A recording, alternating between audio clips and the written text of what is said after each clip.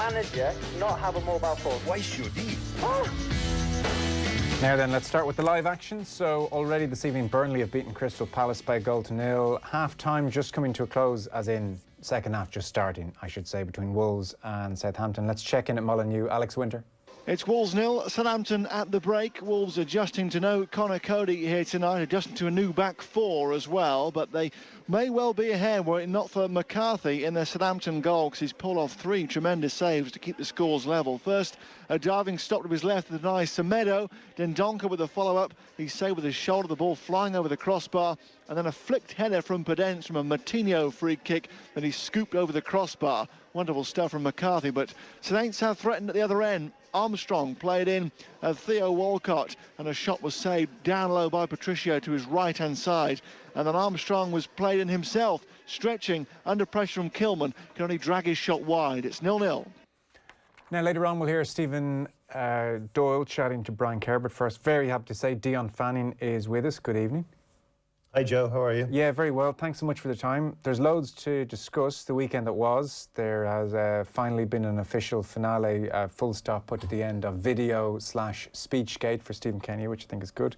And news today, I mean, look, it's still an incredibly tough time, obviously, but in the midst of vaccines emerging with 90% plus efficacy, now comes news that from, well, next week, really, crowds of 4,000 will be returning to sporting events in England. They're introducing tiered restrictions that will come into force at the end of their national lockdown next week.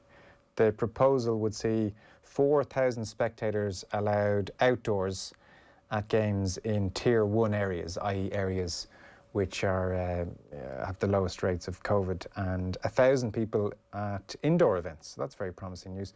I mean, 4,000 would create a certain din at stadiums that is sadly missing at the moment. Yeah, I would be amazed if it did happen next week, though. If you read the restrictions and how they're going to be rolled out, there are 3 tiers. There are going to be 3 tiers in England from next week. And as you say, the lowest tier will allow 4,000 spectators. The middle tier will allow 2,000.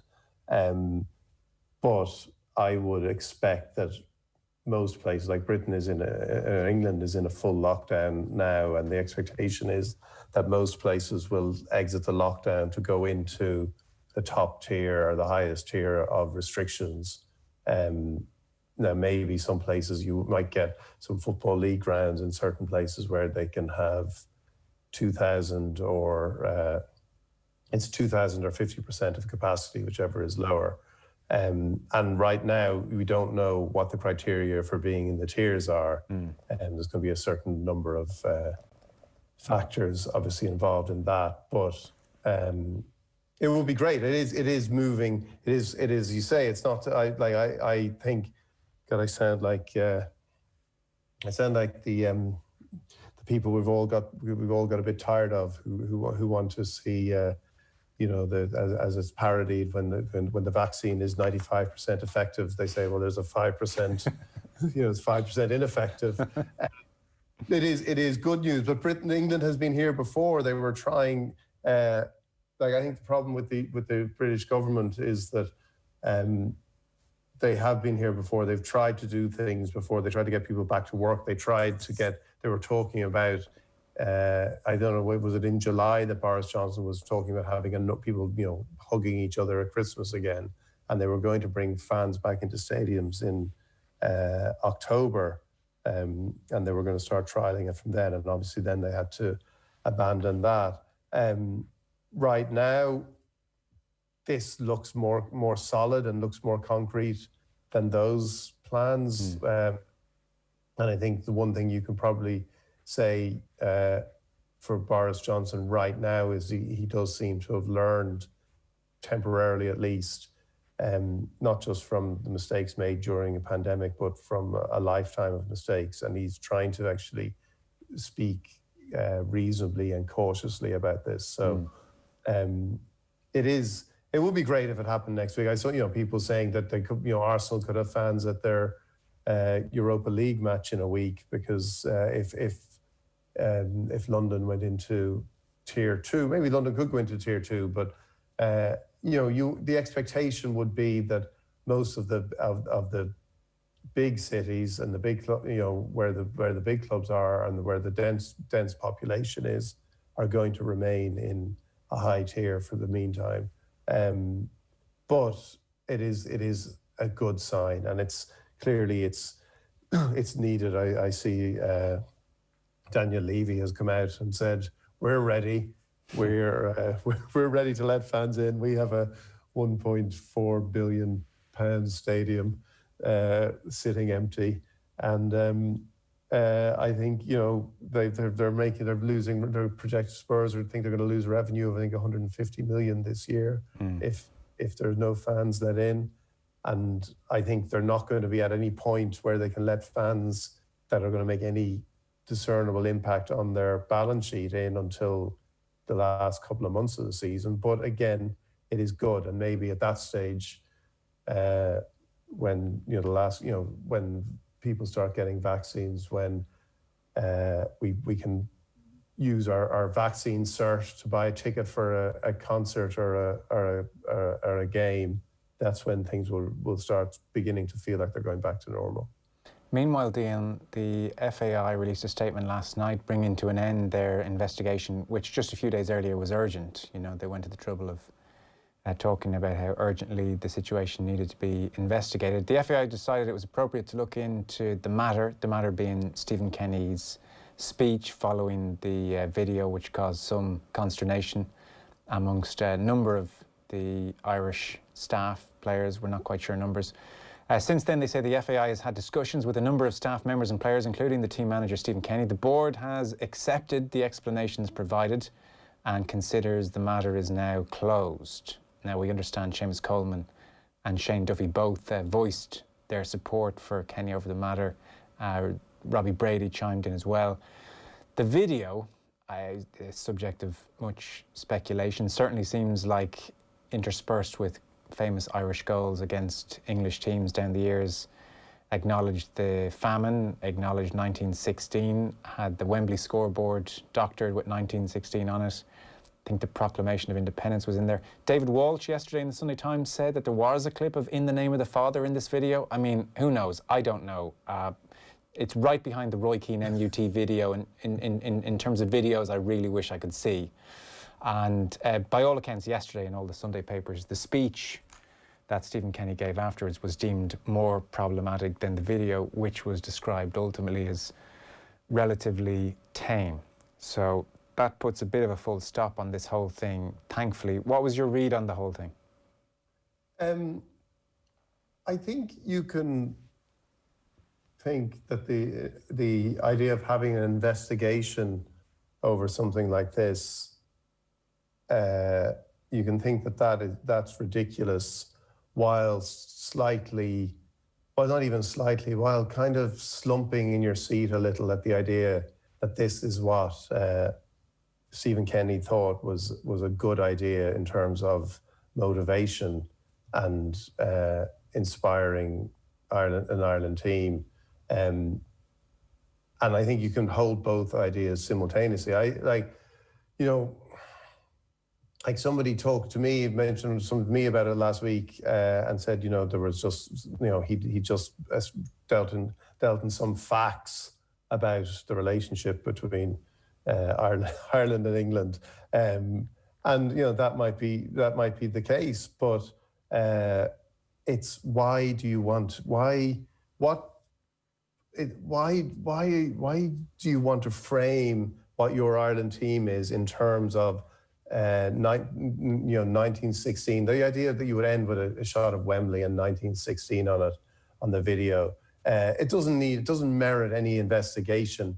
It doesn't, but it doesn't.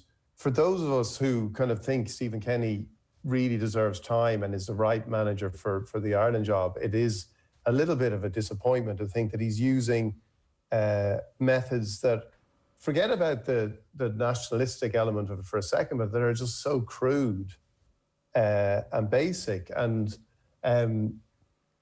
I was kind of thinking, we now all obviously refer to him as Boss Man Steo from the the fake WhatsApp. But I was kind of reminding me, do you remember Big Ron Manager? Do you remember that series of Big Ron and Bleo? He's like Bossman Bleo. Like the guy who, I remember Bossman Bleo he did the classic of like what the opponents had said about the team. He put it up on the dressing room wall, but he printed it in too small a font. So he had it up, and they'd said, we're going to walk all over this lot or whatever, and whatever dismissive comments that day's opponents had made about the team, but he'd actually pinned it up he pinned it up in the dressing room wall, which is the cliched question: will you be pinning this up in the dressing room wall? He'd done that, but he just made it too small, so the players were kind of squinting at this motivational tool, and someone had to kind of walk over and look a bit closer at it, which kind of, it's harder to get revved up by something if you're kind of squinting at it. And I think in that regard, this is kind of, if you're wondering why are we watching this? A group of players, all some of them born in the 21st century, like wondering why are we dealing with this, and what relevance does it have for what we're going to do in this game, in this friendly game. So I'm glad it's closed. I'm really glad there's been no consequences from it. But I think it's still disappointing. Yes. It's not the manager. And In the Name of the Father didn't happen. I think David Walsh must have just picked up that. I think nobody thinks In the Name of the Father happened, considering it seemed to be a rumor. It was a rumor started on Twitter. Yeah. So I don't think that was part of it. That was part of it. No. Yeah. I don't think anybody really was too offended. I mean, rebel songs have been a staple of the bus by all accounts for a long time, and it is an aspect to Irish culture, I suppose, and I'm sure the rugby team playing England at Croke Park bought into the history a little bit, but I suppose, as you've said, for those of us who are right behind Kenny because of the style of football he's planning to play and the way he's clearly connected with the under-21 team and all of these various things, it's definitely not the image I had of what's going on behind the scenes in the camp. This was not what I thought was going on, and I'm sure there were people in the room who have English partners, who have English-born children, English mother, English father. I don't think Dominic Calvert-Lewin is the beating heart of imperialism. It just all seemed a touch misguided. Now, this may all be like 15 minutes and the rest of the preparation is spot on and exactly what we're hoping for, but it just seemed like the wrong route to frame a friendly game against England in. That was kind of the disappointing thing, that it's just not what you're suspecting has been going on in the background.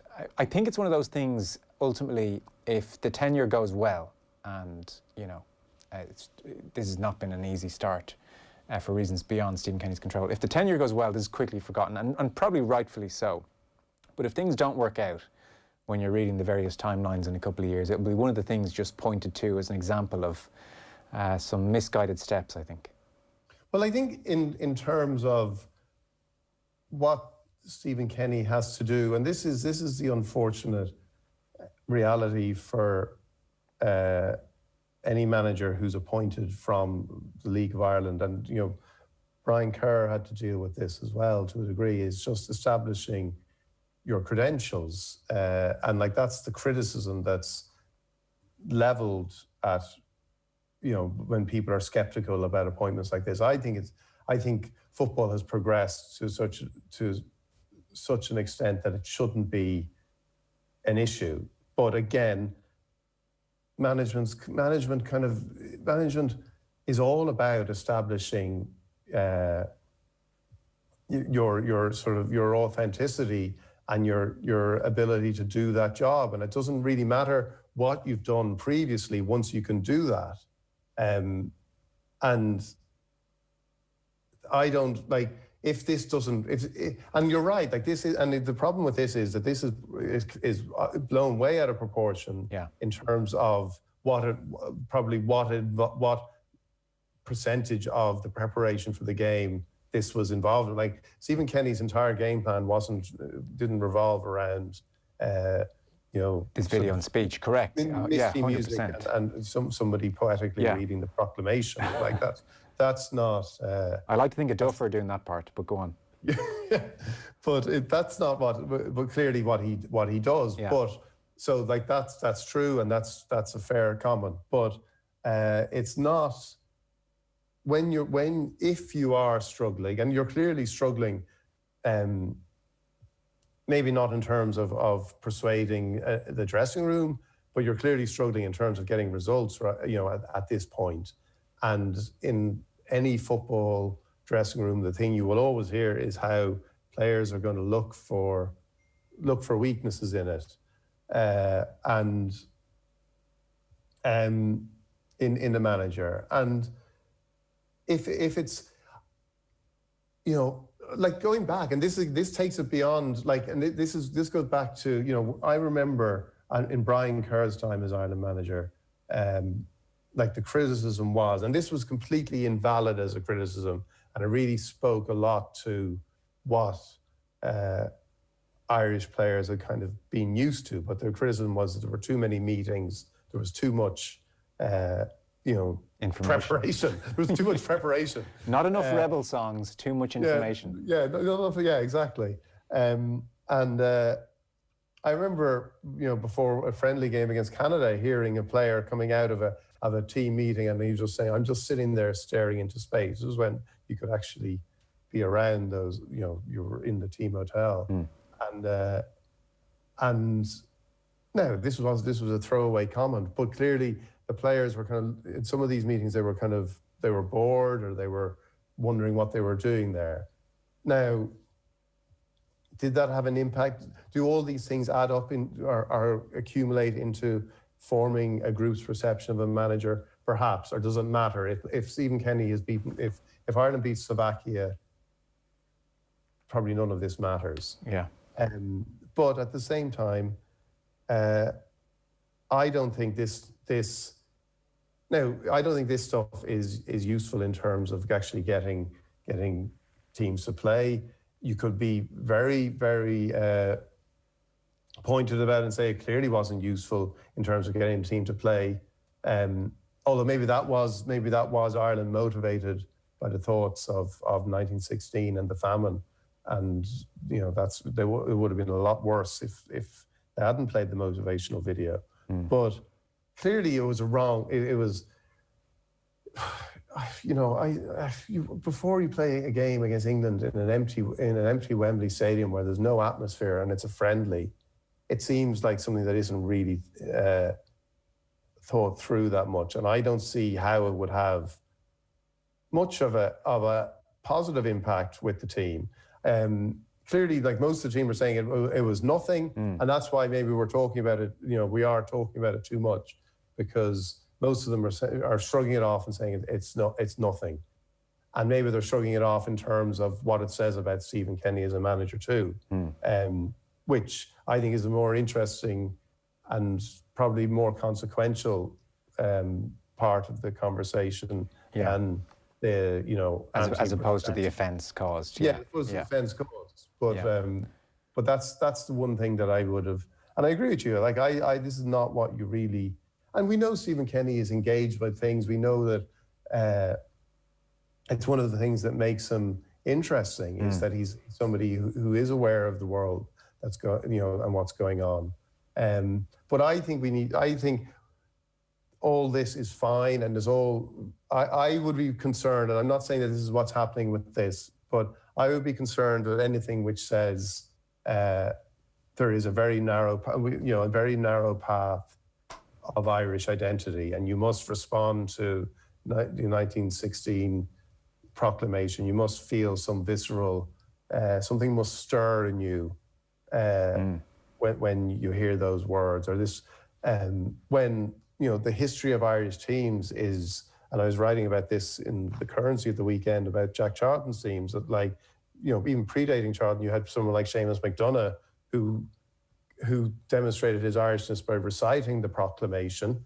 And you also had players like John Aldridge, who came into the team with the words, I was always very fond of my great gran. Like that was, but it didn't make any difference. Like it didn't.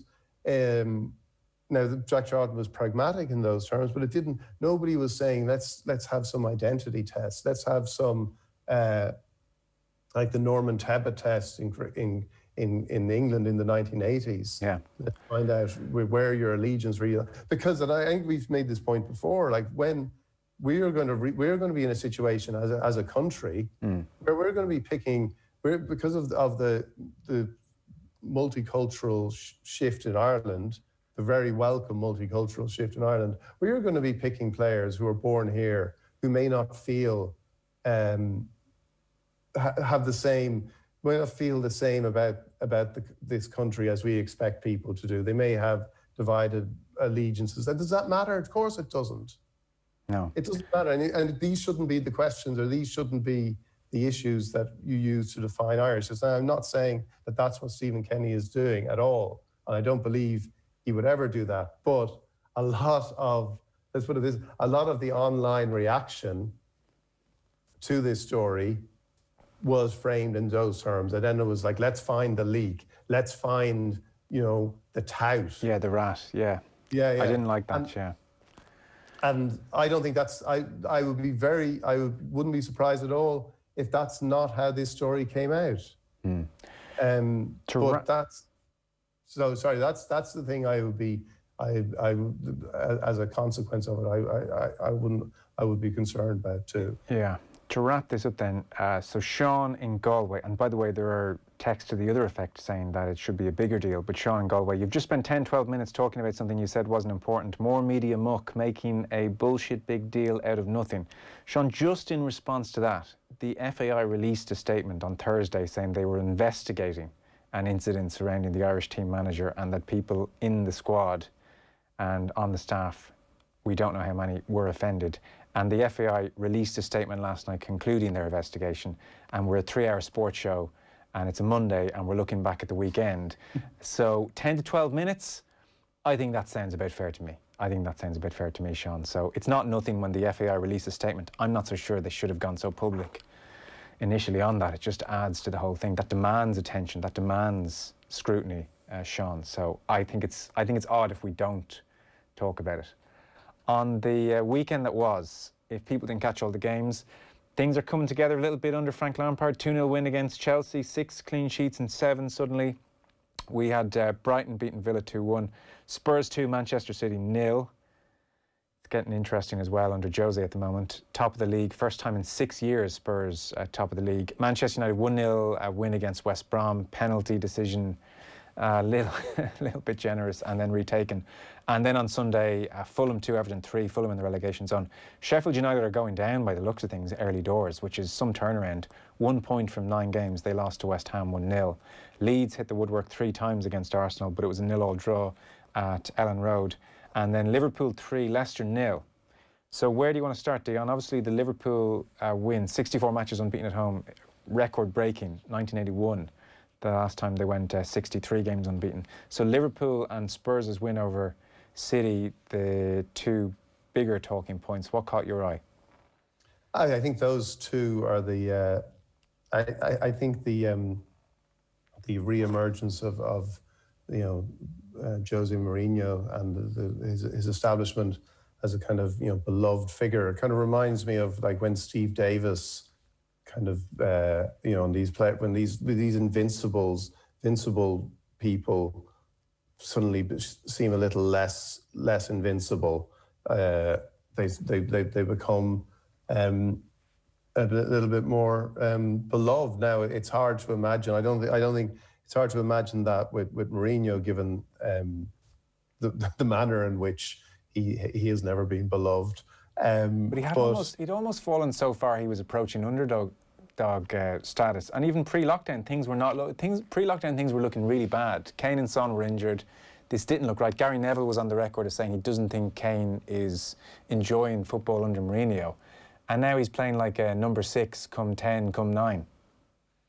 Yeah, and and the two of them are ideally suited to a Jose Mourinho side that's functioning, and B, the attritional demands of a pandemic season and the amount of games that teams have got to play. And if Spurs can do what they did against Manchester City and counter-attack and have Kane and Son there to finish it off, they really are kind of equipped to do this. And I think Mourinho, I actually do think the all or nothing as well actually has helped towards Mourinho is such a that show doesn't exist without Mourinho and his personality in that. I don't know. I think that has maybe altered perceptions towards him a little bit too. But you're right. I think it's like because Spurs did seem doomed with him, and it seemed like this is going to be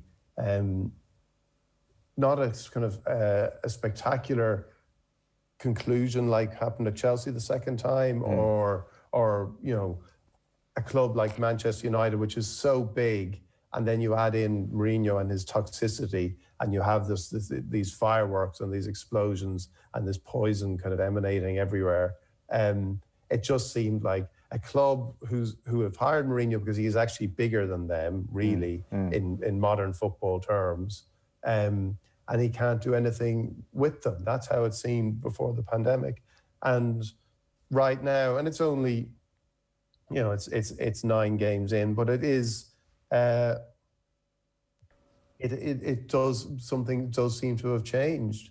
And it was, it was a classic Mourinho performance and a classic Mourinho performance against Pep Guardiola. And that's and that is that's what's interesting about him right now, and that he did it again, and did he actually, I think the satisfaction, he said on Match of the Day on Saturday he was going to go home, watch Atletico Barcelona and then sleep like an angel. I think the idea that he had done this to Pep again was probably contributing to that. The City thing is just astounding, really. They're 13th. Like, you're at the point of writing them out of the league race already, which seems a touch premature, but we're not far off that. 3 wins from 8 games, like on a whole bunch of metrics, from the seemingly inconsequential to the core one of how many goals they're scoring. Everything is down. Like, against a Pep team last season, generally you would only manage 8 passes from your own kick-out before you'd be tackled. Now that's just crept up to 11. Just the intensity isn't quite there. And then the goal scoring is 8 matches, 10 goals. I mean, the last 3 years, it was 27, 21 and 30 goals. Sergio Aguero obviously is missing. He scored 8 goals at this period last year, so they've all evaporated. But like, this thing is just grinding to some kind of a halt now. They seem almost at times predictable, which was the antithesis of what they were. There's like speed in the team at times. De Bruyne feels like he's carrying too much on his own. This is really worrying. They're going to have to go to the transfer market in a big way over the next year. Well, yeah, you see, I think like the strange ingredient in everything you're saying is if you had said everything you just said, the logical conclusion, and I think the thing many observers would have concluded about Manchester City at this point under Guardiola would be that, well, clearly at the end of this season, Pep will walk away and do something else. Like he has reached the end. He is so demanding. He asks so much from the players. You can only do that for a certain amount of time. There are plenty of stories about how the players have grown. Just find it just wearing, working for somebody of Pep's intensity for so long, and all those metrics that you point to would suggest, right, that's what's happened. It's the Aguero factor is a huge factor, but there are, as you say, there are a load of other metrics that suggest that it is a team that is just run out of gas in lots of ways, and that would be the logical conclusion to what you saw on Saturday if it wasn't for the fact that the day before Pep signed a new contract or a contract extension. That is the bewildering thing, to be honest. To see if Pep can rebuild this side, and it needs, as you say, it does need a huge amount of work. To see if he can do that, is asking him to do something that he's never done before. Yes, because he can't have 2 years of staying where they are now, or even worse. He'll end it, or someone will pull the plug. So he obviously feels he's got it in him. It just doesn't look much like it at the moment. No, it doesn't, and I don't think he does. To be honest, I don't. Again, with a club like City and the ability they have to go out and buy players and spend money, and maybe again, when we come back to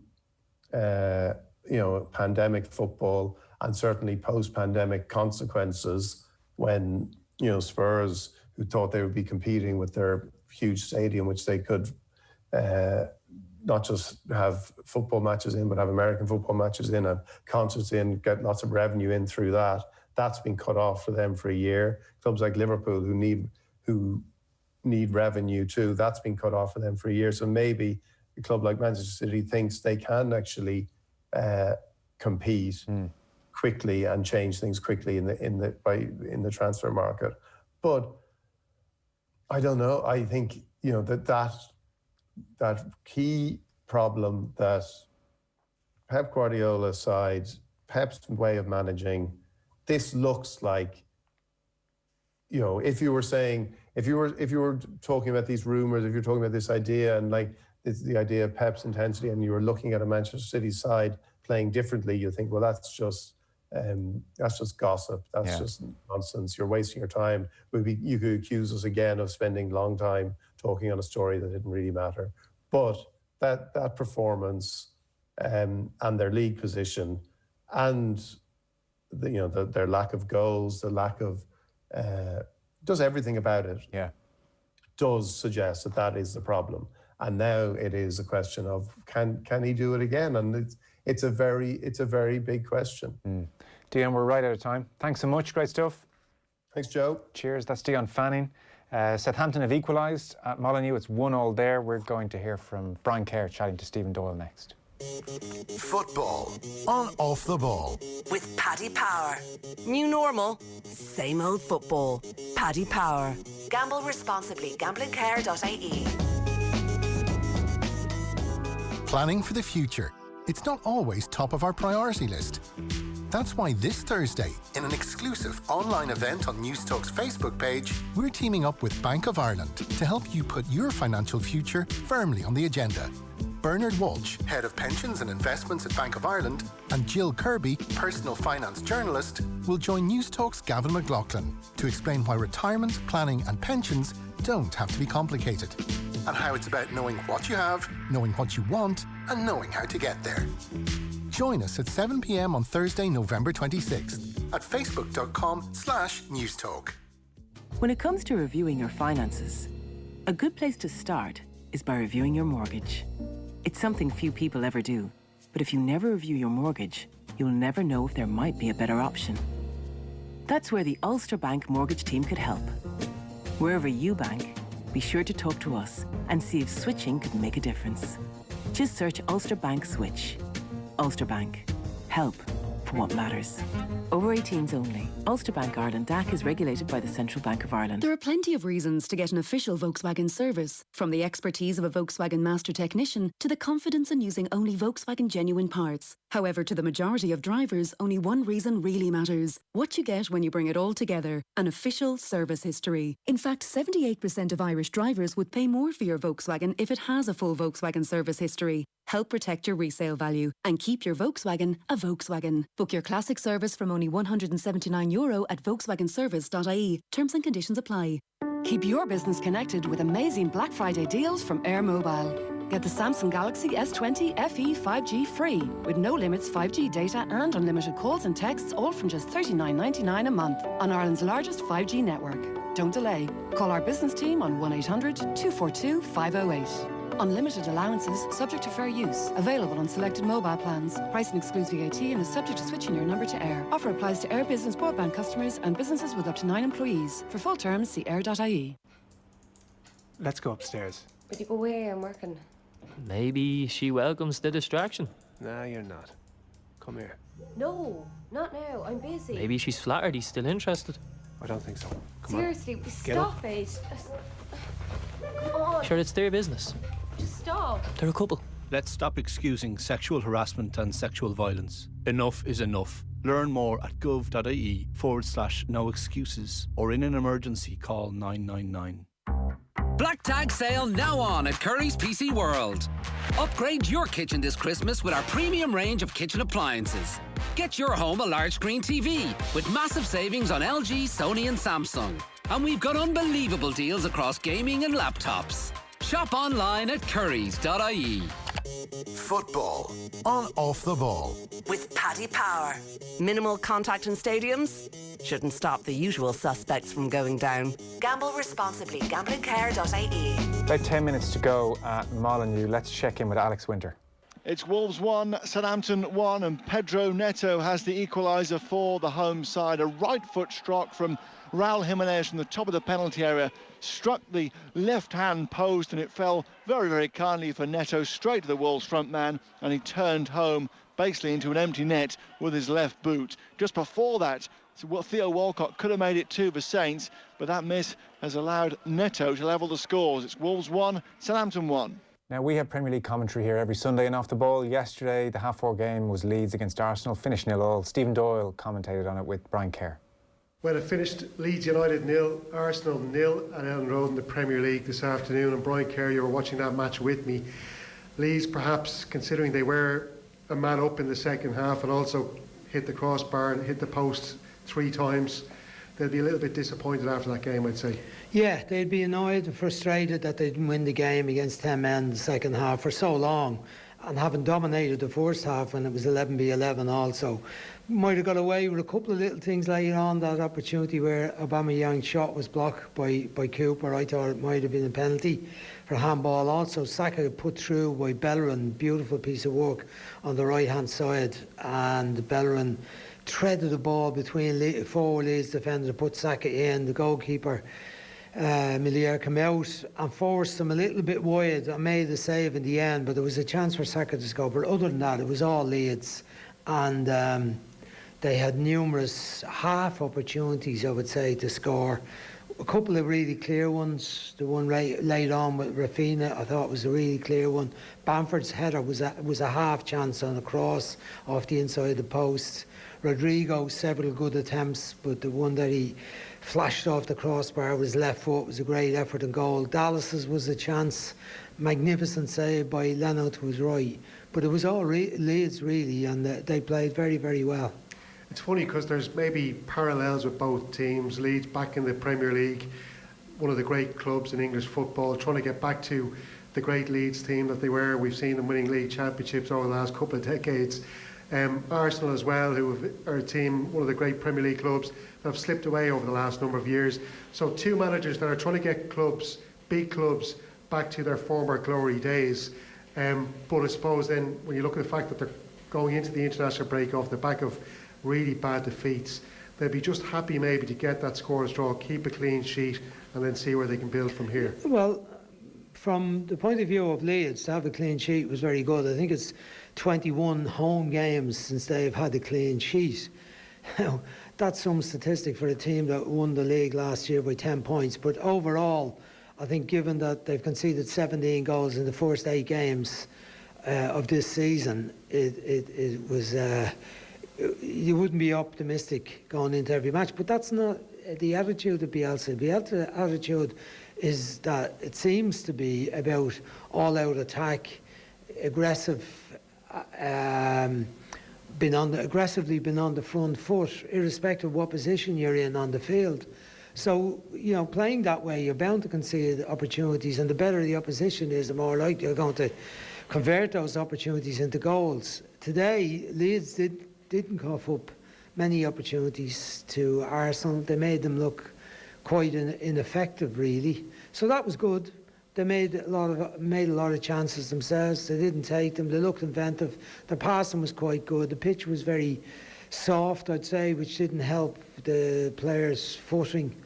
From Arsenal's point of view, they kept a clean sheet when they were down to 10 men. I think that was probably the best you could say about Arsenal, whether they were disciplined in the second half apart from the red card. They got into good defensive positions. They were brave. They got their bodies in the way, made some good blocks. The goalkeeper dug them out when need be, and they had a big slice of luck with shots hitting the post. So the satisfaction from Arsenal's point of view is they didn't get beaten. For Leeds, I think they look like a team that will be comfortable enough in the Premier League this season. So you do think Leeds will stay up?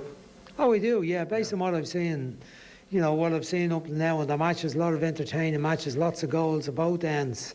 But their general play today and the energy they play with and the confidence they have in each other to take the risks they do in getting forward into attacking position. I mean, most teams that struggle in the Premier League and that ultimately go down, it's because of the lack of goal scoring, the lack of a main man to score goals or to be able to score goals and make enough chances. You've seen that with so many teams in recent years. Norwich, for an example, last year started well, Pukki got a few goals, but then the goals dried up, results fall out. I don't think Leeds are going to have that problem. Bamford has scored 7 goals already. He was unfortunate today. Leno made 2 good stops from him from the flick in the first half, the outside of his right boot, and the kind of shot that the chance came off a Gabriel block.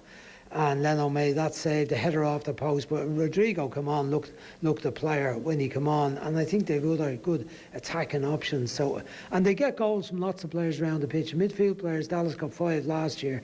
Click scores goals coming at midfield. Ayling scores goals from the back. So I think they'll be okay.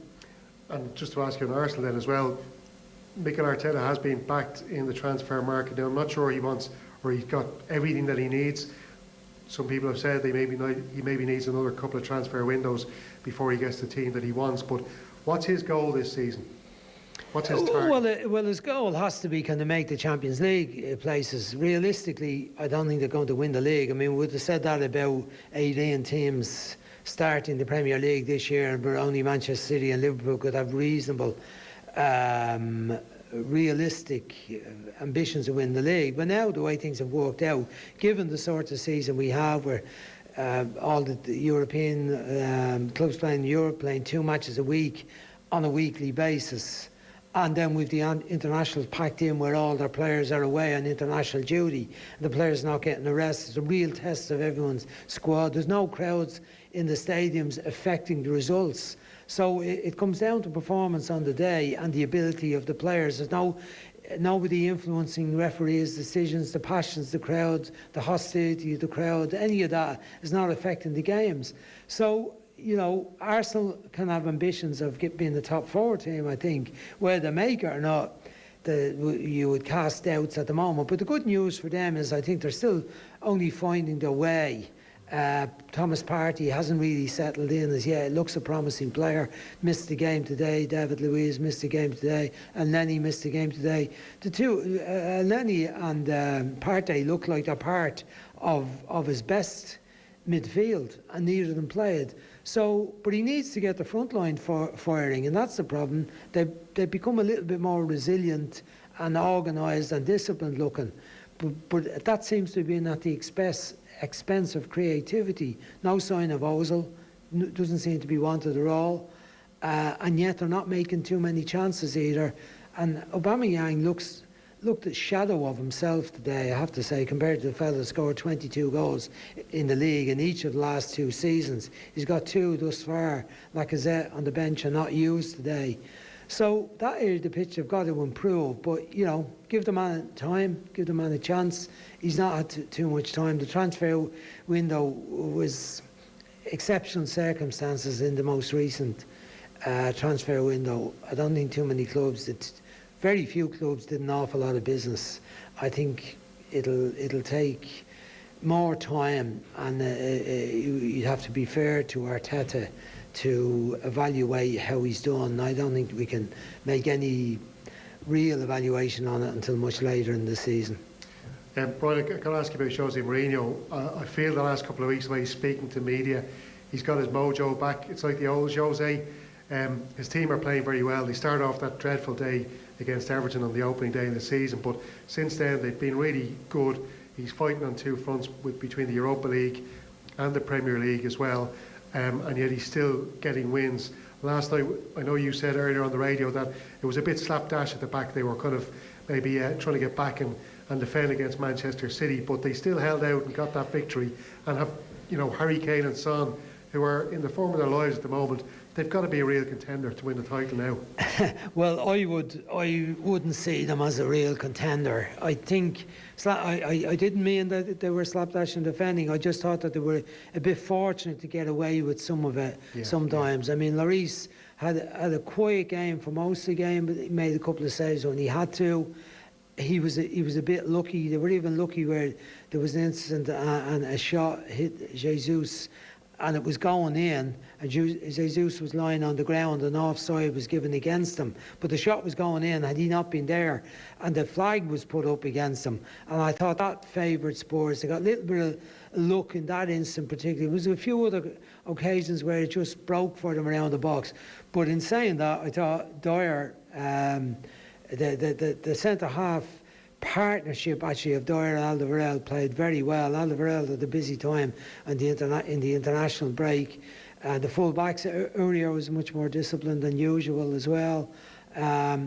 Just as a team, Højbjerg, his defensive position was very good, and Sissoko, they made it into a back six at times without the wide players. Often we see teams fall into a back six and the wingers are doubling up as full backs.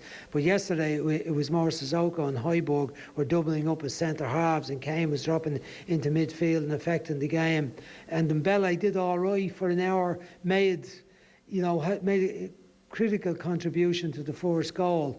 And looked that threat. Still doesn't look as mobile as he needs to be, but I would still be surprised if Spurs are in contention for the long road on this one. I think they've improved a lot. I think team spirit has improved dramatically. There's a bit of clarity about the way they're playing.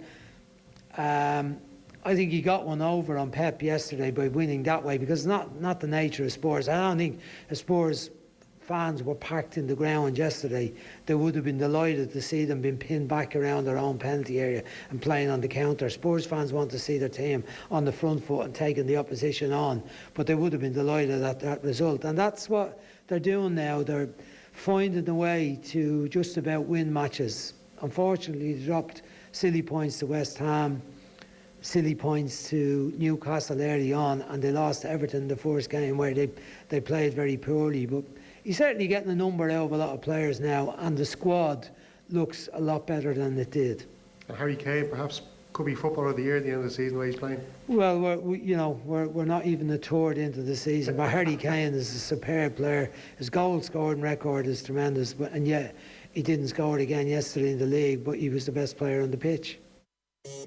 Football on Off the Ball with Paddy Power. New normal, same old football. Paddy Power. Gamble responsibly. Gamblingcare.ie. Have you taken the Guaranteed Irish Challenge yet this year? It calls on everyone to buy one gift from guaranteedirishgifts.ie. It's an altogether better way to save jobs, communities and local businesses. So look out for the Guaranteed Irish symbol when you visit guaranteedirishgifts.ie. Strange times, we say. They certainly are. But we take heart from the spirit people are showing. Looking out for neighbours, thinking about what really matters. And right now, around the country, good people are working to produce great tasting Irish food brands. Local products you can really trust.